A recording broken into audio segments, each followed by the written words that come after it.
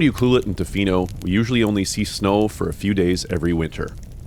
When it comes, many people just stoke the fireplace and settle in. Lots of us don't even have snow shovels and are pretty content to stay warm indoors and wait for warmer weather and rain to wash the snow away. We decided to get 3 cars, 8 adults, 1 4-year-old, and 2 dogs, and hit some of the logging roads in the area to try to visit a particular waterfall. A personal emergency drew one of the vehicles home early on, but the rest of us continued further up the road, challenging our friend Jen and her stock Subaru to keep up with a custom Isuzu overlander. That was great. Good job. Yeah. Which she did quite impressively. Well done, team.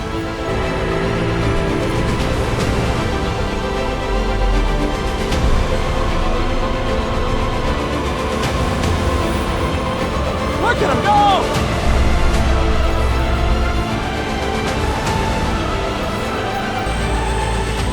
Eventually, though, the snowfall returned and temperatures dropped.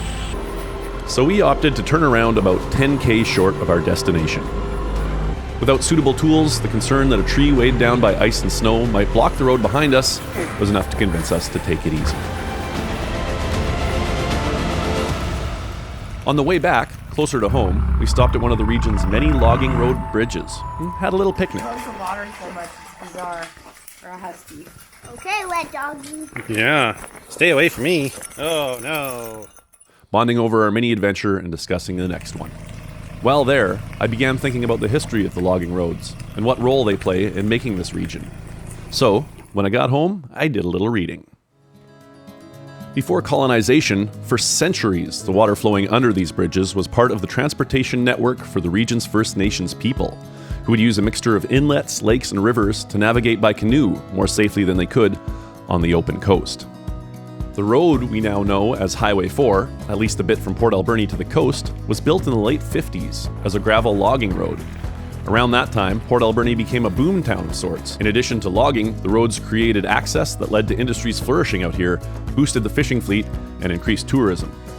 Before that, most visitors to the region would arrive by boat, with only a few rough tracks and a few ground vehicles to connect various locations.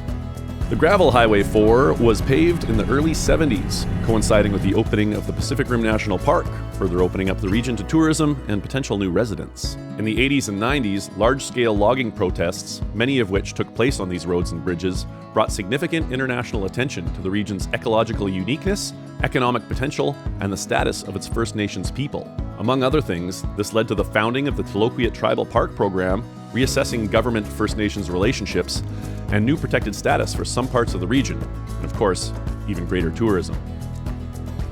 Today, logging still continues on Vancouver Island, occasionally on these very roads.